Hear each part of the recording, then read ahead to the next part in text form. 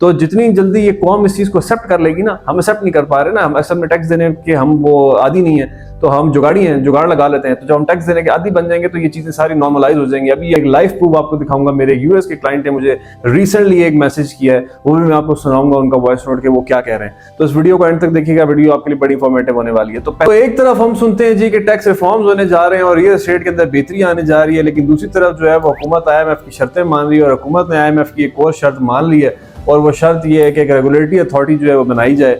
तो बड़ी एक अजीब सी सिचुएशन हुई है इस मुल्क के अंदर के किसी को कुछ समझ नहीं आ रही उसने करना क्या है। एक दिहाड़ीदार आदमी है तो वो भी परेशान है, और अगर एक टाइकून टाइप आदमी है तो वो भी परेशान है, क्योंकि चीजें बड़ी अनप्रेडिक्टेबल सी हुई हुई हैं। और सरकारी मुलाजिम भी अब तैयारी पकड़ ले, उनके गिर्द भी जो घेरा है वो तंग हो रहा है और उनकी भी अब खैर नहीं है। तो मेरी इन वीडियोस को, मेरी इन बातों को आप सुने समझे कि मैं आपको क्या समझाने की कोशिश कर रहा हूँ। और मैं अपने एक क्लाइंट हैं यूएस के, ओवरसीज क्लाइंट हैं, मैं उनकी भी बात आपको सुनाता हूँ। उन्होंने रिसेंटली जो मुझे व्हाट्सएप मैसेज भेजा है वो भी मैं आपको सुनाता हूँ कि एक आम आदमी जिसका रियल एस्टेट से इतनी नो हाउ नहीं है, लेकिन वो मेरी बातों को सुन के उनके ऊपर डिसीजन कर रहा है, क्योंकि रियलिस्टिक बातें करता हूँ, रियलिस्टिक बातें बताने की आपको कोशिश करता हूँ, और उसकी जो कोशिश है वो यही है कि आप जो है वो एक रियलिस्टिक बेस के ऊपर जो है डिसीजन कर सके। तो मेरे चाहने और मेरे सुनने वालों को मेरा सलाम। आप मेरा यूट्यूब चैनल देख रहे हैं, मेरा नाम इर्तज़ा जलील, ठीक है। और हर दफ़ा की तरह इस दफ़ा भी आपके लिए कुछ इन्फॉर्मेटिव वीडियो लेके आया हूँ। वीडियो को एंड तक देखिएगा। इस वीडियो में हम 3 चीज़ों के ऊपर बात करेंगे कि IMF ने एक regulatory authority real estate sectors के लिए बनाने का जो मुतालबा किया है हुकूमत से, और हुकूमत उस मुतालबे को मान लिया, इसका क्या इम्पैक्ट आएगा मार्केट में, बिजनेस पॉइंट ऑफ व्यू से भी और एंड यूजर के पॉइंट ऑफ व्यू से भी। ऑन दी अदर हैंड सरकारी मुलाजमीन की गिर्द घेरा तंग होने जा रहा है, ठीक है, वो भी आपको बताऊंगा क्या। और तीसरी चीज़ मैं आपको बताऊंगा कि मेरी बातों के ऊपर और मेरी इन वीडियोस के ऊपर जो मैं बातें आपको समझाने की कोशिश कर रहा हूँ, अगर आपने इनको सुन लिया, समझ लिया, तो आप आने वाले टाइम में अपने आप को सिक्योर कैसे कर लेंगे। और मैं एक लाइव प्रूफ आपको दिखाऊंगा, मेरे यूएस के क्लाइंट ने मुझे रिसेंटली एक मैसेज किया है, वो भी मैं आपको सुनाऊंगा उनका वॉइस नोट के वो क्या कह रहे हैं। तो इस वीडियो को एंड तक देखिएगा, वीडियो आपके लिए बड़ी इंफॉर्मेटिव होने वाली है। तो पहला पॉइंट तो ये है कि जी IMF ने एक रेगुलेटरी अथॉरिटी बनाने का मुतालबा जो है हुकूमत से कर दिया है। अब ये रेगुलेटरी अथॉरिटी क्या करने जा रही है, ये एक और बम जो है वो रियल एस्टेट मार्केट के ऊपर फेंकने जा रही है।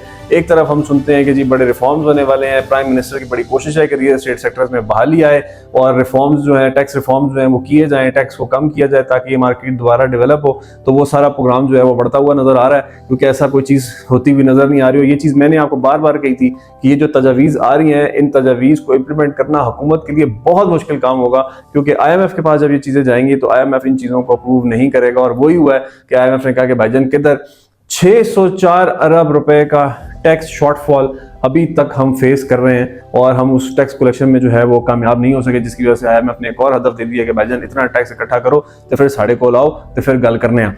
तो अब पॉइंट ये है कि रियल एस्टेट के अंदर एक रेगुलेटरी अथॉरिटी बनाई जाएगी, जिसके अंदर सारे डीलर हजरात जो है उनको रजिस्टर्ड किया जाएगा। जो लोग उसमें रजिस्टर्ड होंगे वही मार्केट में काम कर पाएंगे, जो रजिस्टर्ड नहीं होंगे वो काम नहीं कर पाएंगे। ऑन दी अदर हैंड, अगर कोई डीलर सेलर परचेजर को कोई टैक्स बेनिफिट देता है, कोई लैंड की या प्रॉपर्टी की प्राइस को कम शो करता है, उसका टैक्स बचाता है, और ये बात खुल जाती है, ये ओपन हो जाती है, तो वो डीलर फंसेगा। उसके ऊपर 50,000 से लेकर 5 लाख तक जुर्माना होगा, और 3 लाख और 3 साल के लिए जो है उसको कैद भी हो सकती है। अगर कोई इलीगल प्रॉपर्टी को डीलर चिपकाता है किसी को तो वो फंस जाता है, तो उसको भी 3 साल की कैद और 5 लाख रुपए तक जुर्माना है। जो फाइल्स का काम था, जमीनों के पेपर इधर से उधर, मौके पे कोई जगह ही नहीं है और जमीनें आगे से पीछे इधर से उधर हो रही हैं, पेपर जो है वो उनके इधर से उधर हो रहे हैं, उसके ऊपर लोग पैसे कमा रहे हैं, उस चीज़ के ऊपर भी जो है वो बड़ी हैवी किस्म की रिस्ट्रिक्शंस लगने जा रही हैं। क्योंकि जो हमारे वज़ीर ख़जाना थे उन्होंने बात कह दी थी कि जी प्रॉपर्टी और फाइल्स की जो बाइंग एंड सेलिंग है इसके ऊपर कोई सट्टाबाजी बर्दाश्त नहीं होगी, और उनका ये मानना था कि इसमें कोई इकोनॉमिक ग्रोथ नहीं है, तो हम इसको कोई सपोर्ट नहीं करेंगे। और मेरा ये मानना है कि अब खैर वो पढ़े लिखे लोग हैं, इकोनॉमिस्ट हैं, मैं एक आम आदमी हूँ, मुझे इन चीज़ों का इतना नहीं पता। तो मेरा जो एनालिसिस है वो ये है कि अगर भाईजान फाइल्स भी इधर से उधर हो रही हैं, तो एक जेब से निकल के दूसरी जेब में पैसे जा रहे हैं, तो अगर कोई बंदा पैसे कमा रहा है तो हो सकता है कि वो उसकी एक वर्थ ऐसी हो जाए कि वो 2 बंदे अपने ऑफिस में रख ले, वो जॉब क्रिएशन कर दे। तो जॉब क्रिएशन भी एक इकोनॉमिक बेनिफिट होता है भाईजान, ये भी आप जरा थोड़ा सा सोचें इस बारे में। तो दूसरी चीज़ उन्होंने एक बड़ी अच्छी कही थी कि सदके खैरात से अस्पताल चल सकते हैं, वो हुकूमत नहीं चल सकती या मुल्क नहीं चल सकता। बहुत अच्छी बात की, मैं आपको अप्रिशिएट करता हूँ इस बात के ऊपर। लेकिन पॉइंट ये है कि टैक्स से भी मुल्क नहीं चलता। आप इतने भारी भरकम टैक्स सैलरी पर्सन के ऊपर लगाएं, या आप एक निचले तबके के ऊपर टैक्स लगाएं, और उसके बाद आप कहें जी कि इन टैक्स की कलेक्शन से हम हुकूमत चलाएंगे या मुल्क चलाएंगे, तो उससे भी नहीं चलता। मैं एक आम आदमी हूँ, मेरी इतनी नॉलेज नहीं है, जितनी नॉलेज है उसके मुताबिक बात कर रहा हूँ। हुकूमत या मुल्क तब चलता है जिस टाइम इदारे अपना रेवेन्यू खुद जनरेट करते हैं। आपका हर इदारा जो है वो खसारे में, आप अपने हर इदारे के खसारे को हर साल पूरा कर रहे हैं, तो आप किस तरह रेवेन्यू कमाएंगे, आप किस तरह ग्रोथ लेके आएंगे? टैक्स के पैसों के ऊपर भी मुल्क नहीं चलता। तो पॉइंट ये है कि एक रियल एस्टेट मार्केट के अंदर जो डीलर हजरात हैं वो तैयारी पकड़ लें, आपके गिर जो है वो घेरा तंग होने वाला है। तो अब आपने अगर काम करना है रियल एस्टेट के अंदर तो उस रेगुलेटरी अथॉरिटी के अंदर आपको रजिस्टर्ड भी होना है और आपने जो टैक्स है वो भी देना है, और उस टैक्स से अब आपका जो बचना है वो मुश्किल नज़र आ रहा है। दूसरी चीज़ ये है कि गवर्नमेंट सर्वेंट जो है वो तैयारी पकड़ लें। गवर्नमेंट सर्वेंट के गिर्द भी घेरा तंग होने लगा है। गवर्नमेंट सर्वेंट्स अपने असासे जो है वो डिक्लेयर करेंगे, चाहे वो उनके नाम पे, उनके बच्चों के नाम पे, उनकी बीवी के नाम पे, अपने असासे आपने डिक्लेयर करने। तो अब आपके असासे पहले जो है वो आपके एक गवर्नमेंट सेक्टर्स में जाते थे, जो आपका मुतलका इदारा होता था, उसमें आप हर साल फाइल रिटर्न करते थे, अपनी जो एसेट्स होते थे उसके बारे में बताते थे। तो अब आपके जो एसेट्स हैं वो अब जाएंगे FBR में। तो जब FBR में जाएंगे तो मुख्तियार फिर गल बच जाएगी, तो जब गल बच जाएगी तो फिर अल्लाह ही अल्लाह है। तो गवर्नमेंट सर्वेंट जो हैं वो भी तैयारी पकड़ लें, उनके साथ भी ये होने जा रहा है। तो जून तक जो बजट आना है तो आप पूरी कौम तैयारी पकड़ ले इस चीज़ के लिए कि एक भारी भरकम टैक्स जो है वो लगने लगे।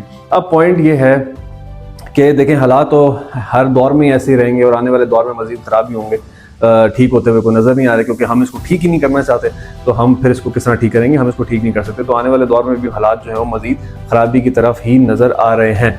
कंस्ट्रक्शन पॉइंट ऑफ व्यू से जो मेरी सोर्स है, मेरी कुछ न्यूज़ है, उससे ये है कि कंस्ट्रक्शन पॉइंट ऑफ व्यू से थोड़ी बहुत कोई रिलीफ या कोई सब्सिडी जून में जो बजट आ रहा है उसमें दीनी का मुझे कुछ नज़र आ रहा है कि सीमेंट और सरिये के ऊपर जो कुछ सब्सिडी है वो दी जाए या ड्यूटीज़ ख़त्म की जाए थोड़ी बहुत, ताकि इन दो कमोडिटीज़ के प्राइस जो है वो नीचे आएगी। लेकिन इन दो कमोडिटीज़ की प्राइस अगर नीचे भी आती है तो कंस्ट्रक्शन कॉस्ट के अंदर इतना कोई ख़ास फ़र्क नहीं पड़ना।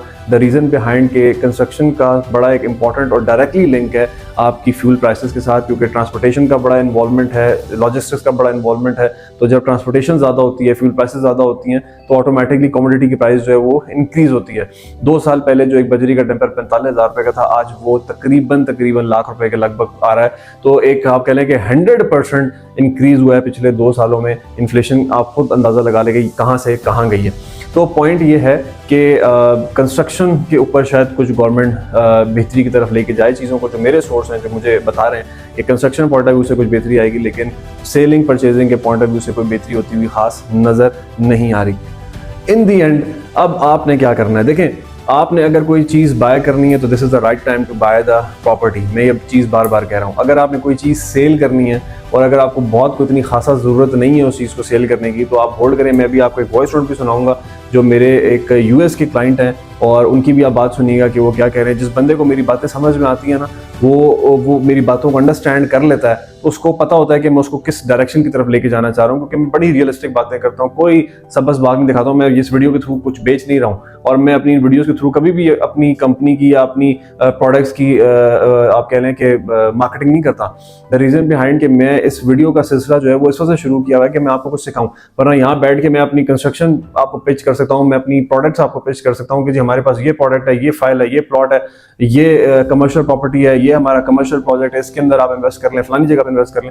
नो, मैं कभी भी आपको अपनी वीडियो में ये बात कहता हुआ नजर नहीं आऊंगा कि आप मेरे प्रोजेक्ट में इन्वेस्ट कर लें।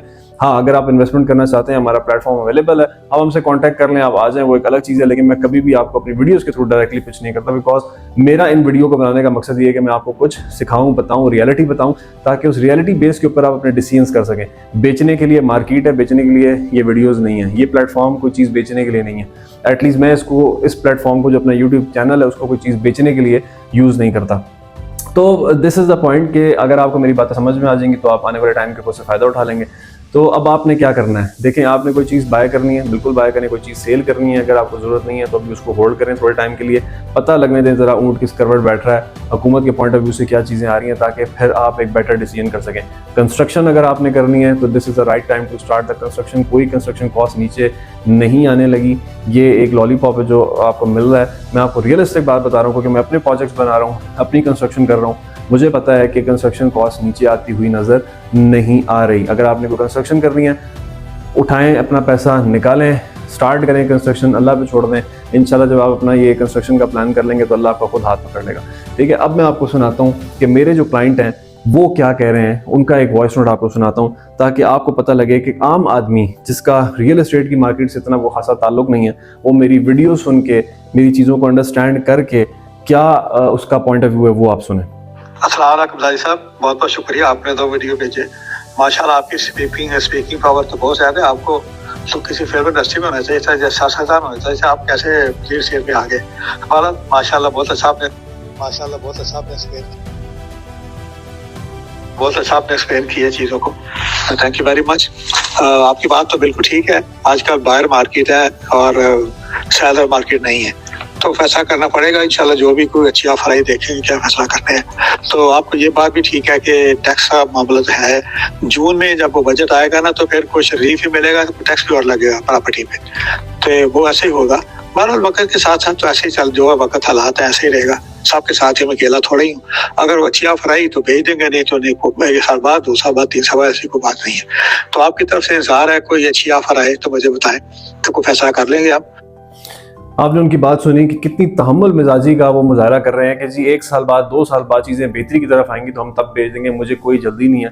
और आपकी बातें बिल्कुल ठीक हैं जो आप कर रहे हैं कि बायर मार्केट है, सेलर मार्केट नहीं है, तो हम इसको होल्ड करते हैं। क्योंकि ये पिछले 2 साल से मेरे साथ यूएस में होते हैं, यूएस में टच हैं, और मेरे क्लाइंट हैं बहुत अच्छे और मेरे साथ टच हैं बहुत सारी चीज़ों के ऊपर, और मैं इनको मशवरे देता रहता हूँ और ये अपने डिसीजन जो है वो मेरे मशवरों से करते हैं। मैं इनको बार बार ये कहता रहा हूँ कि सर हमने इसको होल्ड करना है, अभी हमने इसको नहीं बेचना। When the times come then we will sell the right property for the right amount, और वो मेरी बात को एड्रेस करते हैं। तो दिस इज द पॉइंट। जिंदगी सदा ऐसा नहीं रहना, टाइम इंशाल्लाह बेहतरी की तरफ आना है। अब मैं आपको बताता हूँ कि ये बेहतरी की तरफ कब आना है। हमारे यहाँ सबसे बड़ा मसला ये है कि हम इस चीज़ को एक्सेप्ट नहीं कर पा रहे। ये जो गवर्नमेंट हमारे ऊपर टैक्स लगा रही है, हम इस चीज़ को एक्सेप्ट नहीं कर पा रहे। जितनी देर हम लगाएंगे ना इन सब चीज़ों को एक्सेप्ट करने में, उतनी ही हम नुकसान भुगतेंगे। जिस दिन हमने ये एक्सेप्ट कर लिया ना कि भाईजान की जो टैक्स लग रहे हैं ये हमने देने ही देने हैं, हम प्रॉपर्टी खरीदें बेचें, हमने ये टैक्स देने ही देने हैं, ये सारी चीज़ें ओके हो जाएंगी, रियल एस्टेट मार्केट भी ओके हो जाएगी। अभी सारे खामोशी से बैठ गए कि जी ये रियल एस्टेट में रिफॉर्म्स आएंगे, गवर्नमेंट चेंज हो जाएगी तो टैक्स ठीक हो जाएंगे। ऐसा कुछ नहीं होने वाला। तो जितनी जल्दी ये कौम इस चीज़ को एक्सेप्ट कर लेगी ना, हम एक्सेप्ट नहीं कर पा रहे ना, हम असल में टैक्स देने के हम वो आदी नहीं है, तो हम जुगाड़ी हैं, जुगाड़ लगा लेते हैं। तो जब हम टैक्स देने के आदी बन जाएंगे तो ये चीज़ें सारी नॉर्मलाइज हो जाएंगी। अभी ये अब नॉर्मल चीज़ें हो रही हैं कि जी टैक्स बहुत ज़्यादा लग गए हैं। तो जब ये चीज़ें आप इसको एक्सेप्ट कर लेंगे कि बस ये रियलिटी है, जो रियलिटी आप एक्सेप्ट कर लेंगे तो आप बड़ी आसानी से इस चीज़ से निकल जाएंगे। ये मार्केट भी खुल जाएगी और लोगों का बाइंग सेलिंग के ऊपर दोबारा रुझून हो जाएगा। बाहर के मुल्कों में, क्योंकि ये एक ओवरसीज क्लाइंट है, इस वजह से बड़े तहम्मुल मिजाजी की बात कर रहा है कि जी टैक्स तो हमने देना ही देना है, जो टैक्स है वो हमने देना ही देना है। क्योंकि बाहर जो मुल्क हैं, जो ममालिक हैं, उनका सिस्टम और है, टैक्स का सिस्टम और है, कंप्यूटराइज है, वहाँ तो आप जुगाड़पना को हो नहीं सकता। इस वजह से वो लोग आदी इन चीज़ों के, हम आदी नहीं है, तो हमें टाइम लगेगा थोड़ा सा इन चीज़ों को आदी होने में। तो जब हम आदी हो जाएंगे तो हमारी मार्केट भी खुल जाएगी और हमारी मार्केट भी ओके हो जाएगी, हमारी मार्केट में भी काम चल जाएगा। तो जितनी जल्दी मेरी कौम इस चीज़ को एक्सेप्ट कर लेगी कि हों टैक्स देने ही देने, तो बस फिर उस दिन से हमारी जो चीज़ें हैं वो नॉर्मलाइज हो जाएंगी। So this is the point. I hope कि आपको वीडियो पसंद आई होगी। मजीद वीडियोस के लिए मेरे चैनल को सब्सक्राइब कर लें ताकि ये वीडियोस का सिलसिला चलता रहे और आपको इन्फॉर्मेशन मैं पहुंचाता रहूं और आप उस इन्फॉर्मेशन के जरिए रियलिटी बेस्ड डिसीजन कर सकें, ख्वाबों की दुनिया में अपनी दुनिया ना गुजारें। बहुत शुक्रिया।